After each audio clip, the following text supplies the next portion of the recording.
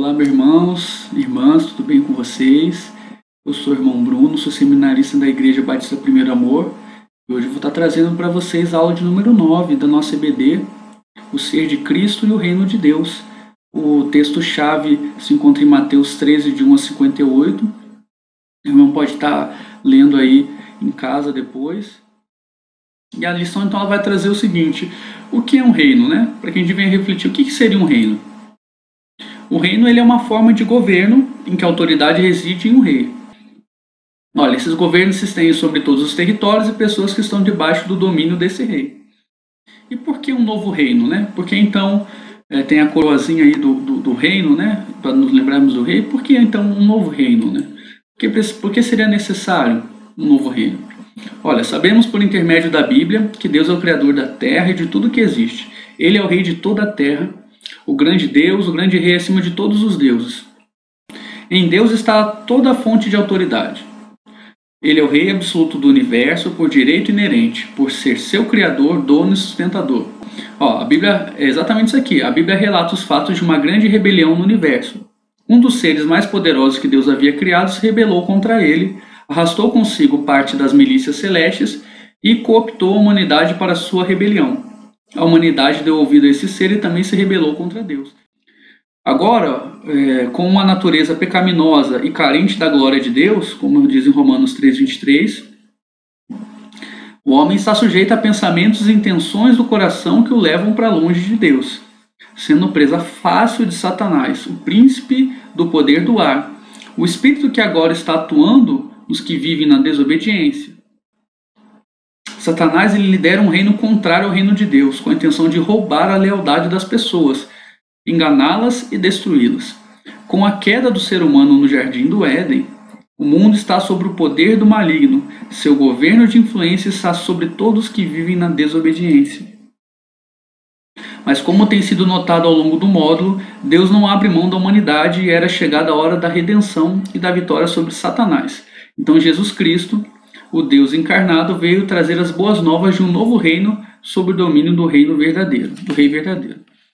Bem-aventurados pobres em espírito, pois deles é o reino dos céus. Bem-aventurado aqueles que no mais profundo de sua carência espiritual acolhem a promessa do reino de Deus.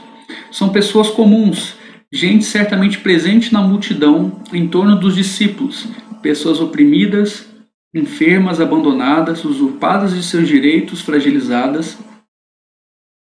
Jesus diz que é sobre essa gente que veio o reino de Deus. A revista continua falando, são eles pobres em espírito que estão em marcha em direção ao reino, porque é essa, na verdade, sua única, legítima e suficiente felicidade. É isso que eu acabei de falar. Pessoas que não têm nada e só têm a Cristo. Cristo então passa a ser a solução para os seus problemas, passa a ser a resposta, passa a ser sua única verdade. E nós, muitas vezes por termos recursos, nós confiamos nos nossos recursos. Confiamos no nosso próprio conhecimento, ou confiamos na nossa própria força. Bem-aventurados que temem diante da promessa do reino de Deus. Que tremem.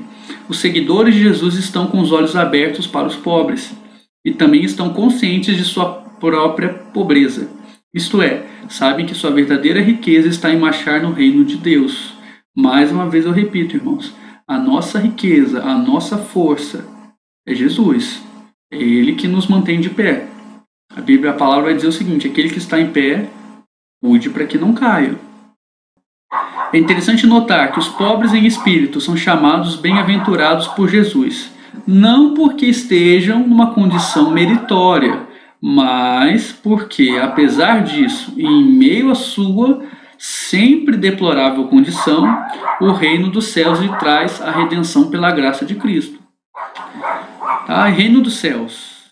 De forma objetiva, podemos entender que o reino de Deus, o reino dos céus, é um governo soberano, dinâmico e escatológico de Deus. Então, como a gente já falou, Deus ele é soberano. O reino de Deus é um governo eterno de Deus e seu âmbito é universal e não limitado à nação judaica. Por quê? Porque os judeus, muitos deles acreditam então que é só para eles, não é mesmo? Que nós que somos os gentios, que fomos alcançados depois, então nós não teríamos direito, né? Algumas religiões então vão acreditar que é só o povo escolhido, tá bom? Mas não, é um reino universal. O reino era iminente e foi inaugurado por Jesus, estando perfeitamente associados à sua pessoa e missão. Jesus ele veio aqui para inaugurar o reino dele. O termo usado para reino de Deus é Basileia, designa um governo ou domínio do qual Deus é soberano e governante. O Evangelho fala desse reino que não é humano, mas sim um governo de Deus sobre as pessoas. Então nós precisamos permitir que o Senhor ele governe as nossas vidas. Então se você não vive, se você aceitou Jesus, né, aceito Jesus hoje e amanhã eu volto a fazer tudo o que eu queria fazer, todas as minhas vontades, vivo uma vida egoísta, não me preocupo com aquilo que Deus quer fazer com a vida de outras pessoas, então sinto muito, mas você não está fazendo parte do reino de Deus. Bom, o reino de Deus ele começa hoje, começa agora, começou no dia que você aceitou Jesus. Disse Jesus: o meu reino não é deste mundo. Se fosse, os meus servos lutariam para impedir que os judeus me prendessem, mas agora o meu reino não é daqui. E quando a gente lê essa passagem, né, de João 36, então a gente começa a entender mais claramente que o reino dos céus ele existe, ele é algo que nós iremos alcançar no futuro, assim como quando nós nos encontrarmos com Cristo, né? Mas o reino de Deus ele precisa também começar aqui. A gente vai ver lá na frente que é a luta do já e o ainda não, né? Já começou? Já começou. Ele começa a partir do momento que nós aceitamos a Cristo. Mas ainda não, porque nós só vamos provar do reino de Deus plenamente nos céus. Jesus começa então a pregar o reino dos céus e o cenário de governo de Satanás sobre os seres humanos começa a mudar. Por quê? Porque antigamente nós não tínhamos essa opção, né? As pessoas que viveram antes de Cristo, elas não tinham opção de aceitar o Jesus como seu único salvador, porque ele ainda não tinha vindo, não tinha a opção do Espírito Santo. Mas quando Jesus declara que o tempo é chegado, o reino de Deus está próximo, é isso que ele quer inaugurar. Ele quer dizer para mim e para você que o reino de Deus, o reino dele já começou. Ele está dizendo que alguém maior que o inimigo estava presente, restaurando o reinado de Deus na terra. Esta é uma boa notícia. O significado da palavra evangelho, né, as boas novas, era que o rei chegou e um novo tempo começou a se estabelecer sobre o reinado dele. Então o reinado de Deus ele já está sendo estabelecido. Ele já começou a ser estabelecido, tá bom? Ó, o já e o ainda não do reino. John Stott, vou coladinho aqui, ó. John Stott ajuda na compreensão temporal do reino de Deus pregado por Cristo. Segundo ele, no Novo Testamento, há uma perspectiva de que nós estamos vivendo os tempos intermediários. Vou ter essa imagem aí para os irmãos, mas é porque existe sim, de fato, uma disputa. Não que o inimigo ele esteja em pé de guerra, né? Às vezes as pessoas confundem, então acham que aos 45 do segundo tempo, bola na trave, aí Jesus vai conseguir vencer o inimigo. Não. Jesus é infinitamente superior. Se você ler lá no Apocalipse, vai ver que quando para prender Satanás, Jesus então vai mandar um anjo apenas, entendeu? Então Deus ele tem todo o poder, toda a autoridade, todo o domínio. Mas então que disputa é essa que essa imagem está querendo mostrar para vocês? É uma disputa pela sua, né, e pela minha alma. Essa disputa ela acaba dependendo muito de nós. Dependendo muito de nós nos rendermos aquilo que Cristo quer fazer nas nossas vidas. E é por isso que a gente precisa entender isso. Que o inimigo ele não tem autoridades que possa, pelo contrário, a autoridade de Deus. Ele só consegue fazer alguma coisa se Cristo der permissão a ele. A questão é, será que você está dando legalidade para ele? Será que você está dando mais legalidade para o inimigo do que para Cristo? Com a vida do Senhor Jesus, as opções de governo existem e são diametralmente opostas. No Novo Testamento, esses dois tipos de governo estão identificados como Império das Trevas e Reino de Deus. Então existem dois governos bem distintos, não é mesmo?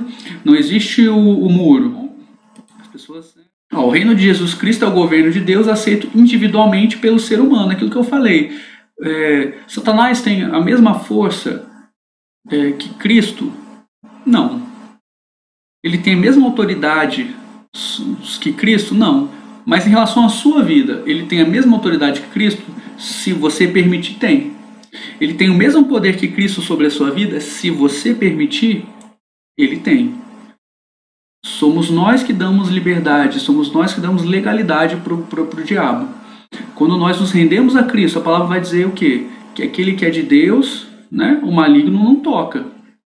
Será que então temos sido tão atacados, né, temos sido tocados pelo maligno? Então por que nós temos deixado brecha? Temos falhado na nossa vida de oração, na nossa vida de entrega, na nossa vida de busca da palavra, tá bom?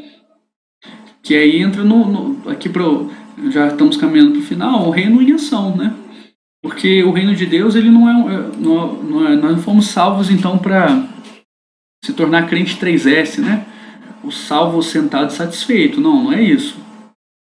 Nós somos salvos, estamos satisfeitos, sim, por aquilo que Deus já tem feito nas nossas vidas, mas nós não vamos ficar sentados, tá bom?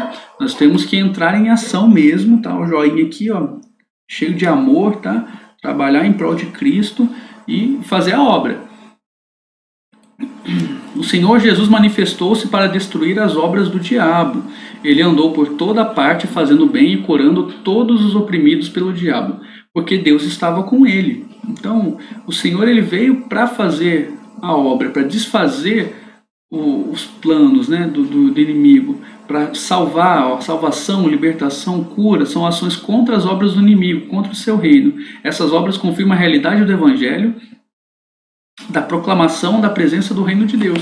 Então nós precisamos entender isso. Quais têm sido as nossas obras? Nossas obras têm ido de encontro, né? Têm confrontado o pecado, para que nós temos confrontado as obras do inimigo, ou não? Temos sido passivos, coniventes com aquilo que o diabo já tem feito. Nós precisamos lutar em prol de libertar outras pessoas, porque agora você se tornou liberto. Você é a chave, você é o instrumento que Deus quer usar para fazer as boas obras, tá bom? Somente quando o Senhor Jesus voltar, depois que o evangelho do reino for pregado em todo o mundo, o reino estará completo. Então nós precisamos trabalhar em prol do reino de Deus, né? A nossa missão é muito clara. O Senhor ele nos chamou para trabalhar, para arregaçar as mangas e trabalhar, tá bom? Cada um por sua ordem. Cristo primeiro, depois quando ele vier, os que lhe pertencem. Então virá o fim, quando ele entregar o reino a Deus, o Pai, depois de ter destruído todo domínio, autoridade e poder. Pois é necessário que ele reine até que todos os seus inimigos sejam postos debaixo dos seus pés. Porém, até então nós já podemos viver neste mundo, nesta vida, como cidadãos do reino de Deus. Podemos proclamar e presenciar a manifestação do seu poder e aqui provar os poderes da era que há de vir e ver o reino de Deus vindo com poder. Tá? É o que eu acabei de falar. Então, como nós somos cidadãos do reino de Deus, a nossa linguagem tem que ser diferente. Tá bom? Quando você vai para os Estados Unidos, eles não falam o português, não é mesmo? Se você for para a Espanha, eles vão falar o espanhol. Na Itália, italiano. Qual é o nosso idioma? Nosso idioma é o idioma do reino. Nós não falamos palavras torpes, não falamos de bobeira, não falamos palavrão, tá bom? E a nossa linguagem, ela é temperada com a palavra de Cristo. Nós falamos aquilo que Deus coloca em nossos corações. A boca fala do que está cheio o seu coração. Se o seu coração for cheio de Cristo, você vai falar do amor de Deus para as pessoas. Mas se você não se permite encher pela palavra, então a sua boca vai falar de coisas que não agradam a Deus, tá bom? Podemos orar como o Senhor Jesus nos ensinou. Venha o teu reino, seja feita a tua vontade, assim na terra como no céu, Mateus 6,10. E presenciar a manifestação do poder e da presença do seu reino, revelando por meio de salvações, libertações, curas e sinais miraculosos. Tá bom, gente? Você se identifica de alguma forma com os convidados do grande banquete oferecido por Jesus? Você estava entre os mancos, cegos e aleijados? Como você ficou sabendo desse banquete? Qual foi sua reação a ele? Né? Aí, se você não quiser compartilhar com a gente, compartilhe aí com seus familiares, com seus filhos, com seu marido, com a sua esposa, tá bom? Compartilhe com seus colegas algumas das evidências da chegada do reino na sua vida. Então, o reino de Deus, como ele chegou na sua vida, né? Como ele se manifestou para você. E eu deixei em vermelho aqui o 3 porque eu acho muito interessante isso. A partir da perspectiva de que há dois reinos em ação no mundo, é possível pensar em um território neutro? Isso é difícil, hein, gente? Difícil. Porque como é que eu vou ser neutro quanto... Eu acabei de falar para vocês a ilustração do muro. Como é que eu vou ser reino? Ser neutro em relação ao reino das trevas ou da luz? Não tem como. Pense, ore e reflita sobre alguma realidade com a qual você convive em que as pessoas ainda não foram alcançadas pelo reino de Deus. Talvez as boas novas lhe pareçam uma fábula ou conto de fadas. É o que eu acabei de falar. Você chega para uma pessoa que está passando necessidade, que passou por uma situação muito complicada, que perdeu um ente querido, uma pessoa que amava muito, e para ela o reino de Deus é... Eu já ouvi tinha uma amiga que ela falava que é a história da carochinha, né? Conto de fadas. Será que as pessoas que... Conhecemos pessoas com essa perspectiva, né? Perspectiva de não acreditar mesmo, de incredulidade total, né? Os ateus, por exemplo, são pessoas que provavelmente passaram por algum trauma, né? Alguma experiência ruim, e para eles é conto de fadas. Dificilmente eles vão acreditar no Senhor sem uma estratégia muito clara. Não adianta a gente chegar e falar, olha, Jesus te ama. E ele vai falar assim, Jesus, eu não acredito em Jesus. Né? Uma pessoa, como eu falei, que passou por uma situação muito complicada, talvez você vai falar de Jesus e a pessoa vai rir da sua cara. Não é mesmo? Então a gente precisa pensar em estratégia, como vamos falar do amor de Deus para essas pessoas, né? E por último, o viver. Irmãos, peça ao Espírito de Deus que lhe dê uma estratégia para que você se aproxime dessas pessoas. Não é mesmo? Para que você mostre para essas pessoas que existe um rei, esse rei também é pai, esse rei ama, ele quer cuidar, ele quer acolher, ele quer cuidar dessas pessoas. Bom, precisamos de estratégias para mostrar o amor de Deus para essas pessoas, para mostrar que esse reino que é muito presente no nosso coração, que é muito presente na nossa vida, que já iniciou, que já nos permite participar, presenciar da glória de Deus, muitas vezes, que nos traz paz, que nos traz felicidade. Esse reino precisa alcançar outras pessoas. Essa é a realidade. Ele não pode permanecer aqui com a gente e só com a gente. Nós precisamos buscar algo a mais, algo diferente. Precisamos fazer a diferença na vida dessas pessoas, tá bom? Então esse é o meu pedido para você. Eu que vou estar orando pela sua vida e pela minha vida também, né? Que nós possamos estar encontrando estratégias. Essa é a verdade. Estratégias de fazer com que o reino de Deus avance. Como é que nós vamos avançar o reino de Deus, não é mesmo? Quais são as estratégias que nós vamos estar utilizando para alcançar essas pessoas que parecem tão distantes dessa realidade de reino, né? Que o Senhor Deus ele possa estar falando nos nossos corações, que esse estudo tenha sido uma maneira de conscientizar, né, os irmãos que nós precisamos estudar mais sobre o reino de Deus, que nós precisamos estudar mais a palavra, mas que nós precisamos fazer com que esse reino de Deus ele encontre essas pessoas, que essas pessoas sejam encontradas, que elas venham fazer parte do reino de Deus junto com a gente. Bom, esse é o meu pedido, essa é a minha oração para essa semana, que Deus possa estar abençoando os nossos corações. Que Deus abençoe sua vida e que nós possamos aprender cada dia mais sobre Deus, amém? Fique com Deus aí, todo mundo. Olá, meus irmãos, graça e a paz do nosso Senhor Jesus a todos, um bom dia, um excelente manhã de domingo aí, para nós que vamos aí começar mais uma jornada aprendendo da palavra do Senhor. Por favor, curta esse vídeo, você compartilhe também, nós vamos falar hoje sobre um tema muito importante, nós vamos falar sobre um novo nascimento. Então, se você tem uma pessoa, né, do seu trabalho, da sua escola, da sua faculdade, algum parente, algum amigo que deveria assistir esse vídeo, deveria entender um pouco então o que é o novo nascimento, compartilhe esse vídeo com ele, compartilhe essa aula com ele, com certeza vai ser muito proveitosa. Então, você que também não é inscrito no nosso canal da IBAPA, então se inscreva, né, e compartilhe para que nós possamos alcançar mais pessoas através do Evangelho. Amém? Então, nós vamos continuar aqui, nós estamos na nossa aula de número 10, tá bom?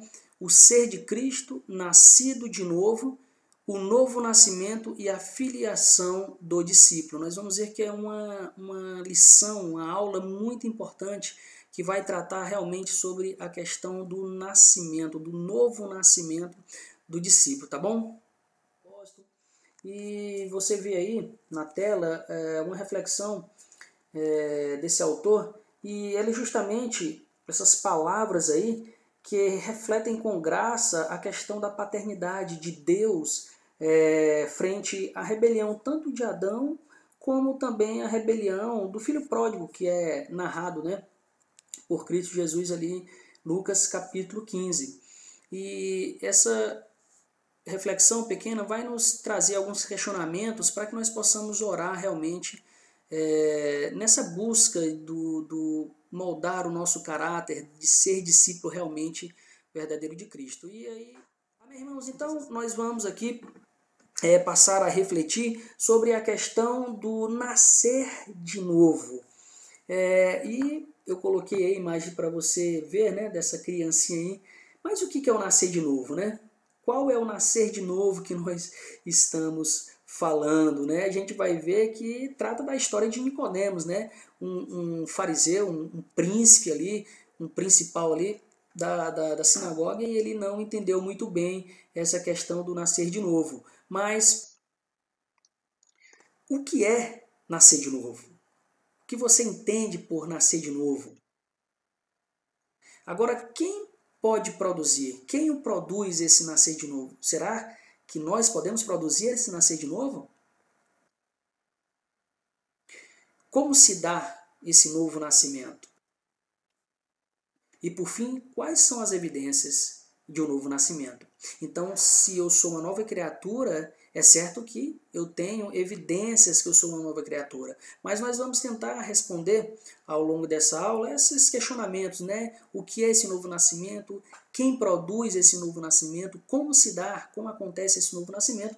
E quais são as evidências que eu tenho desse novo nascimento? Então, na nossa primeira pergunta, o que é nascer de novo? Irmãos, quando a gente está falando em seguir a Cristo Jesus, isso é uma experiência, irmãos, que vai muito mais além do que nós podemos entender neste mundo aqui físico, material. Mas é uma experiência que é transcendente. E como ele fala aqui, é uma abertura para um universo e uma realidade espiritual nova. Quando nós estamos decididos a seguir a Cristo, quando há realmente esse novo nascimento, essa experiência transcendente, essa experiência vai muito mais além do que nós podemos imaginar. É justamente passar, irmãos, da morte para a vida. Nós estávamos mortos em nossos delitos, em pecado, como a Bíblia bem fala, mas agora quando há esse novo nascimento, o que é esse novo nascimento? É passar realmente da morte para a vida. Nós passamos das trevas para a luz e passar. Então, irmãos, há um momento na vida do discípulo, justamente quando a realidade espiritual se descortina.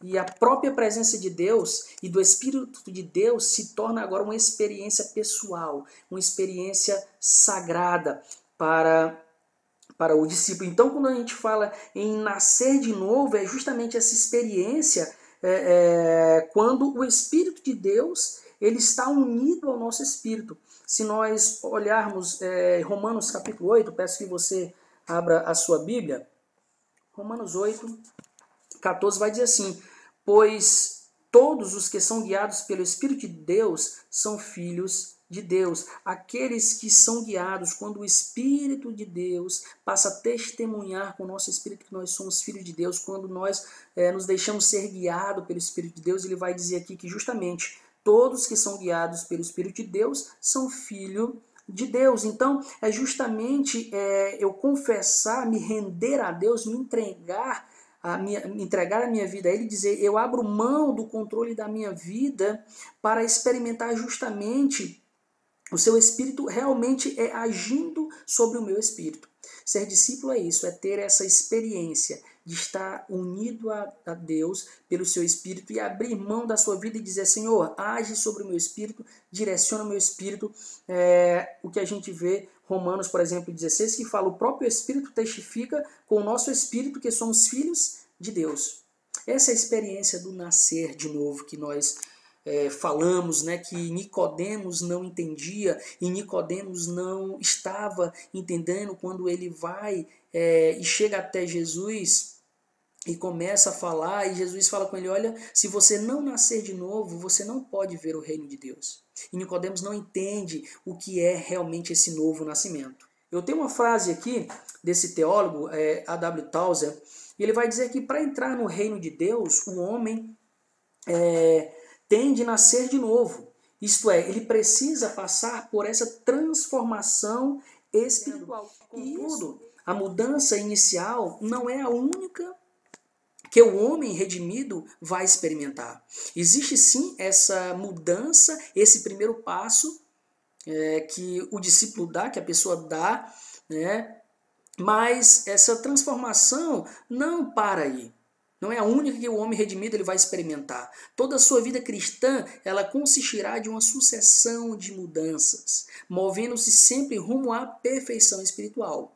Nós vamos ver mais para frente que nós não somos perfeitos quando nós nascemos de novo, mas o verdadeiro discípulo ele sempre tem esse desejo de buscar uma perfeição, um crescimento espiritual. Então, para realizar estas mudanças, o Espírito Santo emprega vários meios. Né? Nós vamos ver também e falar um pouquinho sobre a santificação, sendo que provavelmente os mais eficientes são os escritos do Novo Testamento. Então, essa questão do que é realmente nascer de novo. Dizer que um novo nascimento ele é o processo mais radical e integral concebível. Nas aulas anteriores eu tinha comentado que, assim como o chamado de Cristo é um chamado radical, esse chamado requer uma resposta radical. E esse processo, ele é radical, ele é integral, ele envolve tudo. A gente vai ver que é mais do que uma mudança, ele é uma criação. Ele é mais do que uma simples mudança. Quando você fala de Cristo para outras pessoas, quando você vai pregar o Evangelho, nós temos que falar que o nascer de novo não é simplesmente uma mudança, mas é realmente tornar-se novo, é nascer de novo. Então, como ele diz aqui, a regeneração é algo que vai muito mais além do que uma mudança de vida ou de ter uma religião apropriada. Então, nós corremos o risco de errar quando dizemos, olha, você precisa ter uma mudança na sua vida, você precisa mudar nesse aspecto, você precisa mudar nesse outro, mas na verdade a regeneração, o novo nascimento é algo tão radical e integral que é muito mais do que você mudar simplesmente de um pensamento ou você mudar alguma atitude na sua vida, porque como ele diz aqui, o que a Bíblia fala, o que Jesus disse, ele falou, não, por exemplo, necessário vos é ser lavados. Você simplesmente ter sua vida purificada em alguns aspectos. Ou necessário vos é ser melhorados, você precisa melhorar nesse aspecto. Você necessita atingir uma espiritualidade elevada. Ou Jesus também não falou necessário vos é ser elevados, né? Mas o que Jesus fala para Nicodemos é justamente necessário vos é nascer. Então o novo nascimento ele vai muito mais além do que isso. É muito mais que uma mudança de opinião. Você chegar para falar de Jesus para alguém e dizer, olha, você tem que mudar essa sua opinião, você tem que mudar esse seu jeito de agir. É fato que quando ocorre o novo nascimento, isso realmente também acontece, sim, mas o nascer de novo é muito mais do que simplesmente uma mudança de vida, ou simplesmente mudar de opinião, ou mudar de opiniões muitas vezes religiosas. Então, o processo do novo nascimento é tão completo que é muitíssimo mais que uma modificação na forma de pensar do indivíduo. Quando estamos falando de novo nascimento, ele é radical e integral, que vai muito mais realmente do que simplesmente a mudança na forma de pensar de alguém. E tem uma frase aqui que eu vou ler, que não está aí, mas fala que sim, que um homem ele pode considerar agora que seu dever é ser religioso. Que seu dever é ser religioso, né, quando antes era um libertino. Pode conceber agora que seu dever é ser sóbrio quando antes era bêbado. Pode sentir que é seu dever agora ser diligente quando antes era um imprudente. Mas todas essas coisas tomadas em seu conjunto não equivaleriam ao novo nascimento. Então, irmãos, porque quando a gente fala de um novo nascimento, é algo radical, é algo integral, é algo que é muito mais do que uma simples mudança de vida ou atitude ou mesmo de algum pensamento. Eu coloquei essa imagem aqui para lembrar de uma frase, não sei se o autor é Fyodor Dostoiévski, que ele diz que todo ser humano ele tem um vazio do tamanho de Deus. Eu acho que nós, como cristãos, nós poderíamos ir mais além do que essa frase o meu propósito aqui.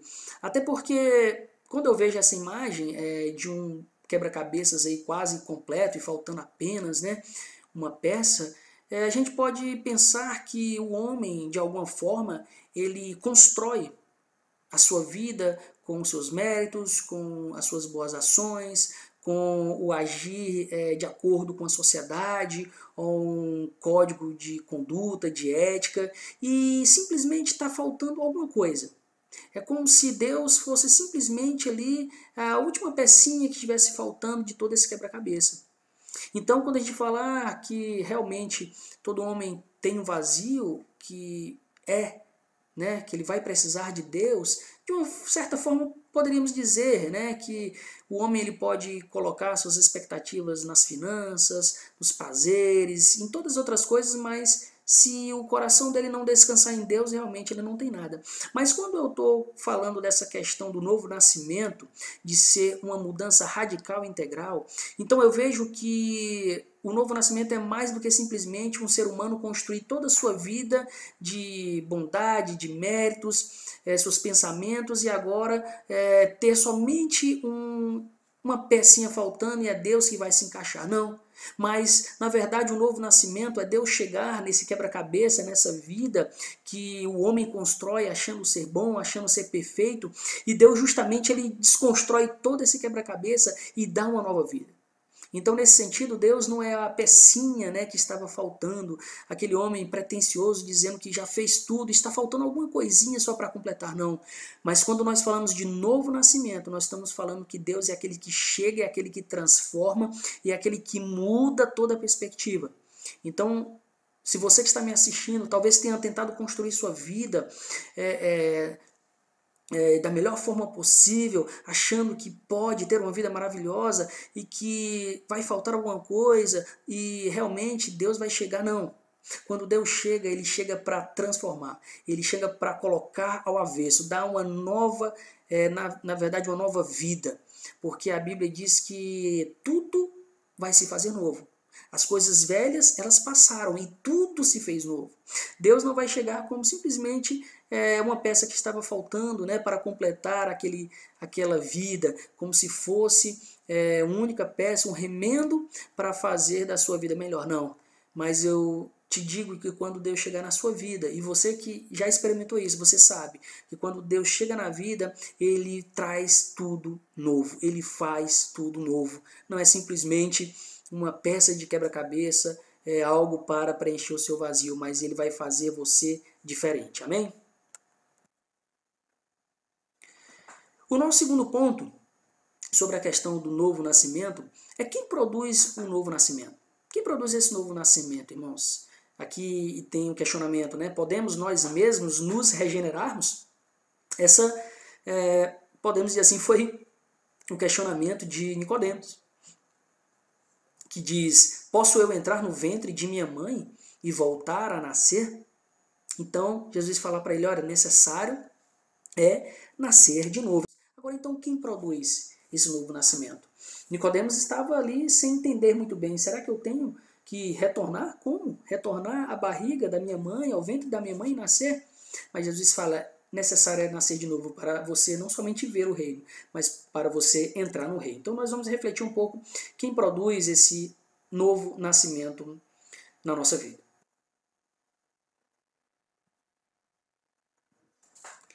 Irmãos, quando a gente fala sobre quem produz o novo nascimento, a gente vai ver que a Bíblia ela é bastante clara e deixa isso realmente claro, nítido, que apenas Deus pode realizar essa transformação necessária em nossas vidas.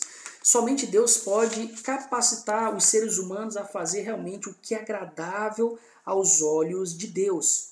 Então a gente vai ver, por exemplo, nessas 3 passagens, que nós teríamos outras e várias passagens, mas deixam bem clara essa situação de quem realmente pode transformar a vida do ser humano, quem pode produzir esse novo nascimento.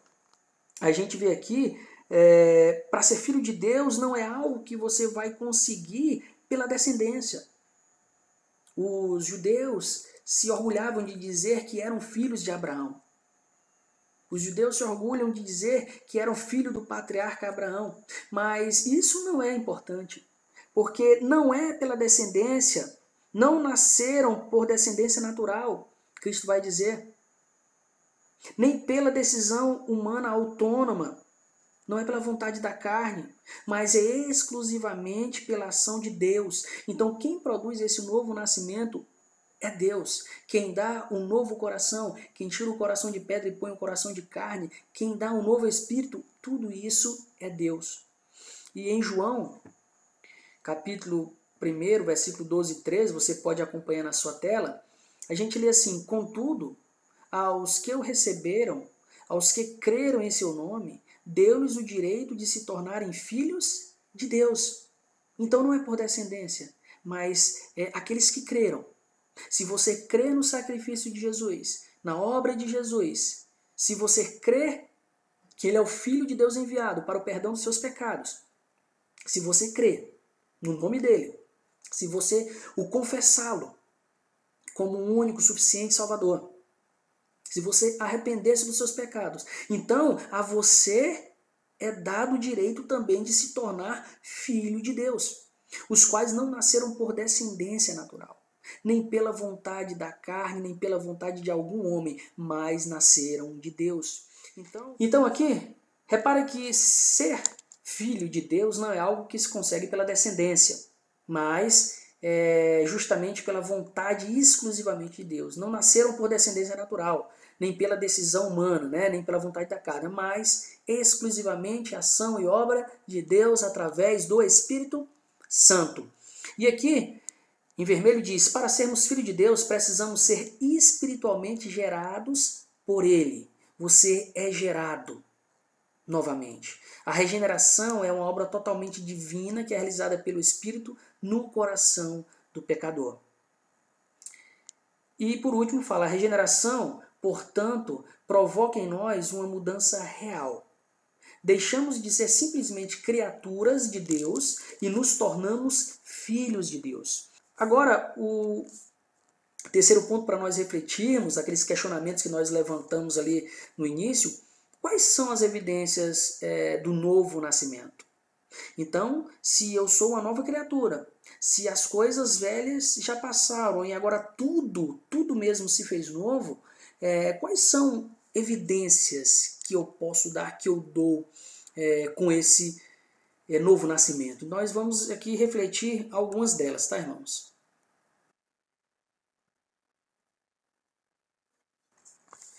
Então a gente vai ver aqui, a primeira carta de João, ela é repleta de ensino, o apóstolo João ensinando sobre essa questão da regeneração.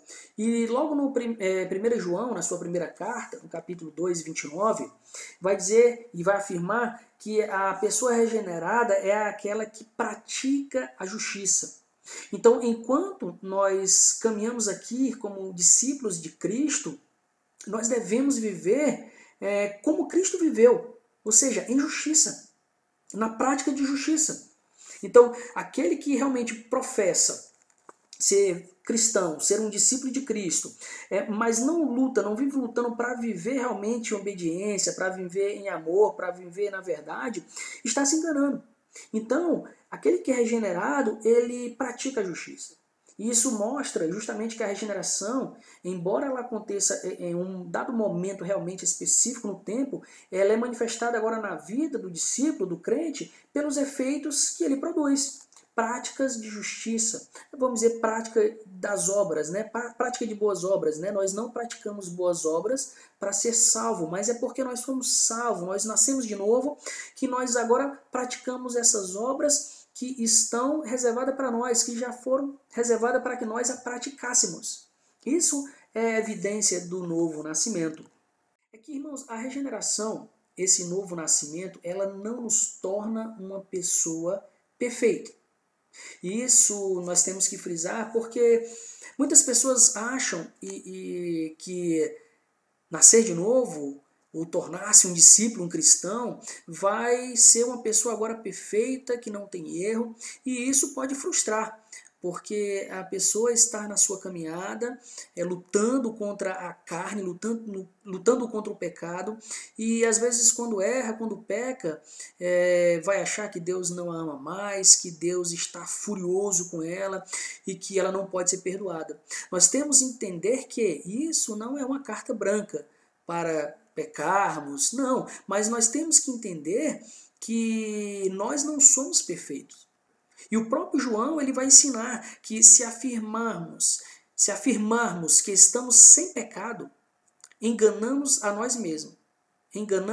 a nós mesmos e a verdade não está em nós. E nós devemos ter realmente essa consciência de que nós devemos a cada dia estar lutando para vencer e mortificar o pecado. E até o dia em que nós seremos livres da presença do pecado de vez. Então, umas evidências é a prática da justiça, é você ser regenerado, mas saber que você continua às vezes errando, pecando, imperfeito, até que o nosso corpo corruptível seja revestido, né, de incorruptibilidade. Se nós pudermos falar sobre mais evidências do novo nascimento, nós podemos ler, por exemplo, não está aqui na sua revista, mas nós podemos ir até o livro de Gálatas, no Novo Testamento, e ir até o capítulo de número... de capítulo 5, e a gente pode ir ali, que ele vai falar a partir do versículo 16, sobre as obras da carne e o fruto do Espírito. A partir do versículo 22, ele vai dizer o que são essas características do fruto do Espírito. Ele vai dizer, mas o fruto do Espírito, ele é amor, alegria, paz, longanimidade, benignidade, bondade, fidelidade, mansidão, domínio próprio. Contra essas coisas não há lei. Eu coloquei essa imagem aí, né, falando um pouco que muitas vezes a regeneração ela não nos torna perfeito. Talvez você já tenha visto aí, né, como que funciona um ioiô. E eu gosto muito dessa figura aí, né, trazendo aqui para nós entendermos que muitas vezes nossa vida cristã às vezes parece como essa situação do ioiô, né? Uma hora ali você pode ver está embaixo, outra hora está em cima, e assim nós vamos caminhando nessa nossa vida cristã, porque nós não somos perfeitos. Muitas vezes estamos embaixo, estamos em cima, e é isso mais ou menos o que acontece com a minha vida, com a sua, e nós não podemos não termos, né, às vezes, a situação. Muitas vezes passamos, né, a nossa vida cristã ali na parte de cima, em alguns momentos, algumas situações que parece que nós estamos mais para baixo. E você pode dizer, nossa, mas eu estou em cima, outra hora embaixo. O que isso realmente faz com que eu cresça? Parece que eu estou caminhando um passo e dando os dois para trás. E realmente parece que é assim, às vezes, a vida cristã que às vezes nós levamos. Mas, agora se você imaginar uma pessoa subindo uma escada. Imagina que essa pessoa está subindo uma escada. E mais, essa pessoa está subindo uma escada jogando ali ioiô. Eu sei que horas o ioiô vai estar embaixo, outra hora ele vai estar em cima. Mas se nós pudermos traçar uma reta, você vai notar e perceber que o ioiô sempre está subindo. Se hora ele está embaixo, hora ele está em cima.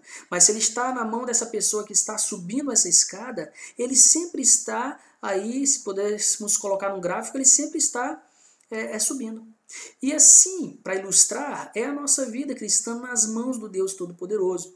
Muitas vezes nós estamos passando por alguma situação que nós estamos na parte baixa, outros momentos nós estamos na parte alta, mas quando nós estamos na mão de nosso Deus poderoso, nossa vida cristã está sempre no ascendente. Nós estamos sempre buscando a perfeição, a ser moldado por Cristo Jesus, a termos o caráter de Cristo Jesus. Então essa ilustração, ela fala bem que por mais que a regeneração, o novo nascimento, não nos torne um ser perfeito, mas nas mãos do nosso Senhor, nós vamos agora de glória em glória nos chegarmos mais próximo dele como filhos que querem alcançar essa perfeição. Amém? Então, irmãos, a regeneração coloca em nosso coração justamente essa vontade, essa disposição nova. Uma disposição para você fazer o bem, um bem que agrada a Deus, uma disposição para a santidade. Nós vamos ver que é um processo, de modo que não mais servimos ao pecado como éramos anterior. Quando estávamos no império das trevas, éramos escravizados pelo pecado e só podíamos ali pecar constantemente e desagradar constantemente.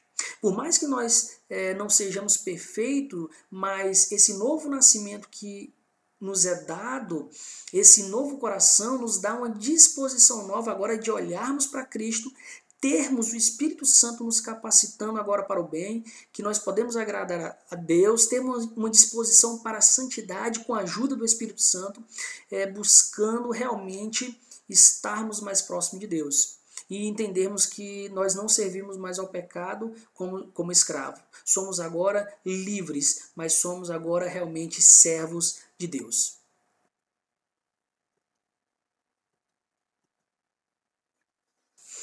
Continuando aqui um pouco então dessas evidências, né, desse novo nascimento, daquele que foi regenerado, que recebeu um novo coração, que recebeu um novo espírito. Nós vemos aqui no primeiro ponto que, sendo transformado e tendo um novo nascimento dado por Deus, somos também preservados por Ele. Irmãos, se Deus te deu um novo coração, te deu uma nova vida em Cristo Jesus, nós temos que crer que nós somos preservados por esse Deus. E eu quero que você abra na referência que está aparecendo para você, que é de 1 de Pedro, primeira carta de Pedro, no capítulo 1, a partir do versículo 3, e vai dizer que bendito o Deus e Pai de nosso Senhor Jesus Cristo, que, segundo a sua muita misericórdia, nos regenerou para uma viva esperança, mediante a ressurreição de Jesus Cristo dentre os mortos, para uma herança incorruptível, sem mácula, imarcessível, reservada nos céus para vós outros. Uma herança que está guardada no céu para nós. E no versículo 5 vai dizer que sois guardados pelo poder de Deus. Não somente essa herança está guardada para nós, mas nós também estamos sendo guardados para essa herança. Então essa é uma evidência que você realmente nasceu de novo, porque Deus está guardando você, Deus está preservando a sua vida.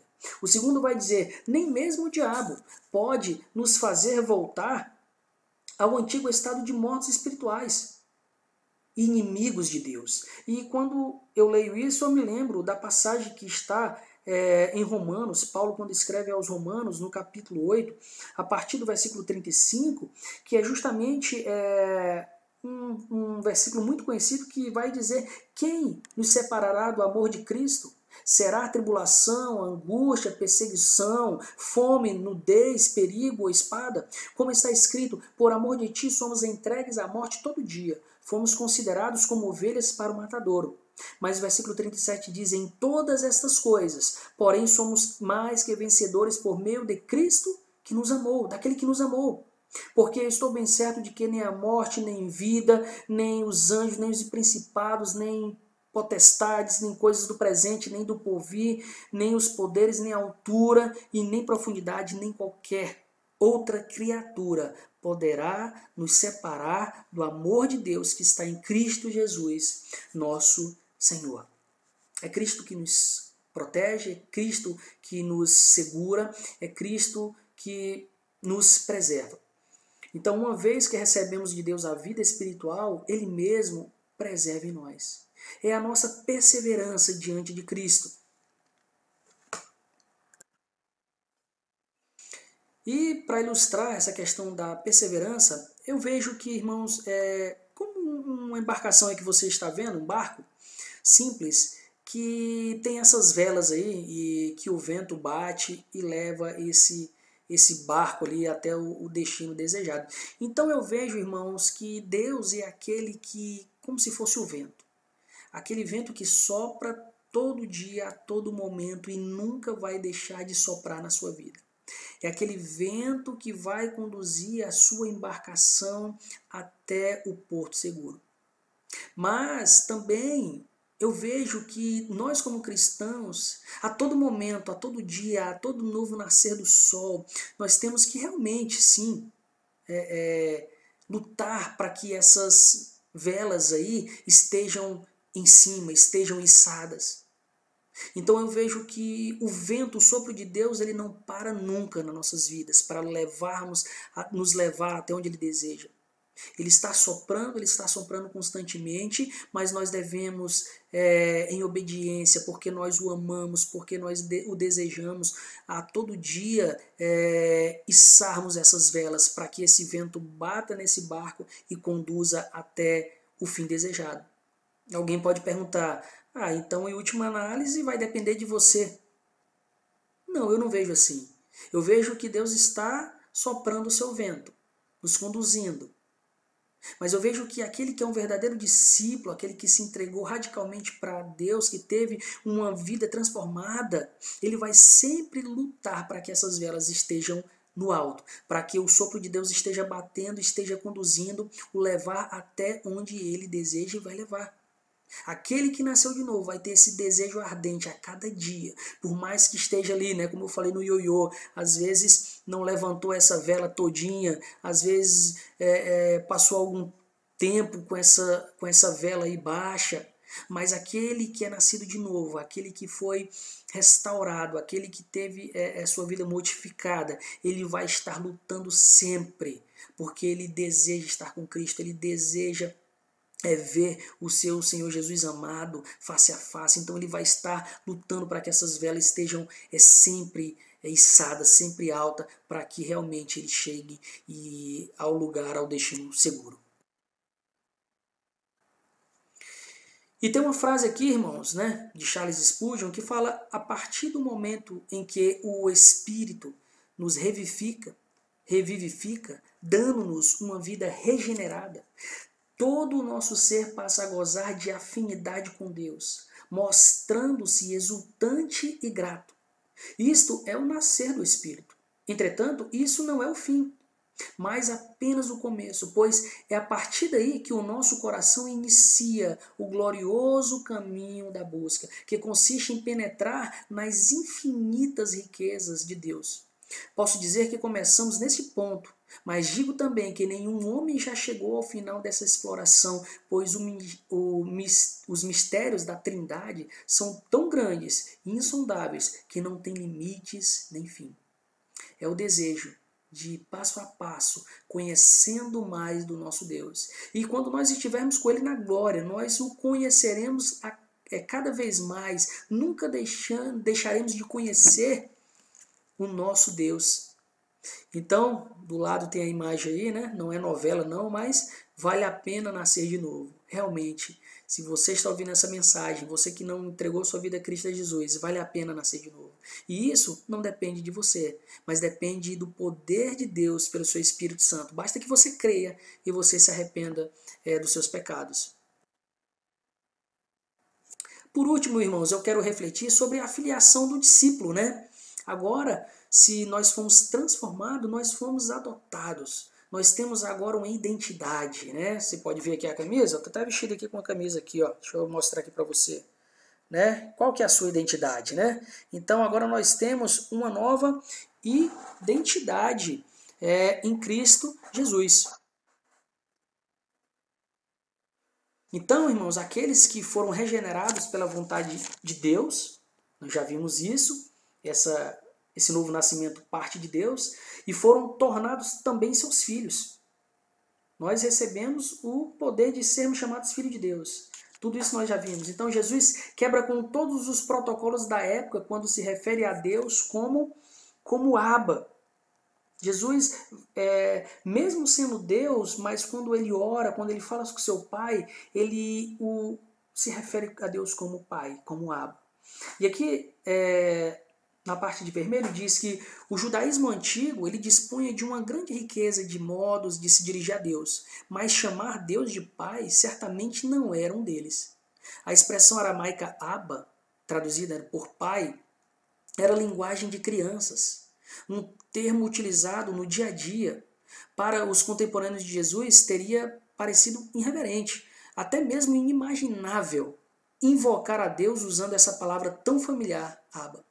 Não sei se você já teve a oportunidade de orar ou fazer uma oração quando pessoas que não são cristãs estão do lado. E tem pessoas, eu acho que até ficam assim, olhando essa intimidade muitas vezes que nós temos de chamar Deus de Pai e nos aproximarmos dele. Então eu acho que tem muitas pessoas que até veem isso e ficam assim abismadas, vamos dizer, desse relacionamento que nós temos em poder orar, em poder falarmos sobre o nosso Pai. Isso porque nós nos tornamos filhos, nascemos de novo. Então, como está em Romanos 8, do 14 e 16, eu já li alguns versículos, fala, porque todos que são guiados pelo Espírito de Deus são filhos de Deus. O Espírito Santo é como se fosse nossa bússola, que nos mostra o norte, que nos dá o norte que nós devemos prosseguir. Pois vocês não receberam o Espírito que os escravize para novamente temer, mas receberam o Espírito que os adota como filhos. Não recebemos o Espírito mais de escravidão, mas agora de adoção, que nos adota como filhos, por meio do qual nós podemos clamar, Abba, Pai. O próprio Espírito testemunha ao nosso espírito que nós somos filhos de Deus. Temos uma nova identidade em Cristo Jesus. Isso também está claro, em Gálatas capítulo 4, versículo 6, quando diz, e porque vocês são filhos, nós somos filhos, porque vocês são filhos, Deus enviou o Espírito de seu Filho aos seus corações, o qual clama, Abba, Pai. Você pode clamar, você pode dizer, Papai. Então, nós realmente vemos essa questão da filiação e Jesus, quando ele fala com Deus, ele fala como uma criança, como fala o seu Pai. Cheio de confiança, uma criança que fala sentindo-se acolhida, uma criança que ao mesmo tempo chega-se a ele de maneira respeitosa e pronto à obediência. Mesmo sendo Deus, ele ora e fala isso, cheio de confiança, chega ao mesmo tempo com respeito e obediência. Então, irmãos, converter-se, ter um novo nascimento, significa reaprender, vamos dizer assim, a dizer Abba. Aquele relacionamento que o homem tinha perdido, agora ele tem esse relacionamento, essa filiação que nós temos, de poder chamar nosso Deus de Pai. Então, ter um novo nascimento significa reaprender a dizer Abba, depositar total confiança no Pai Celestial, retornar à casa do Pai, aos braços daquele que nos ama. Então, irmãos, a certeza da filiação traz segurança ao discípulo. Será que você tem essa certeza dessa filiação? Será que você tem certeza que você nasceu de novo e foi adotado agora na família de Cristo? Essa certeza traz segurança para o discípulo, pois o pai sabe do que seus filhos precisam. Isso está lá escrito em Mateus 6. Sua bondade e providência são certas e permitem aos seus filhos descansar.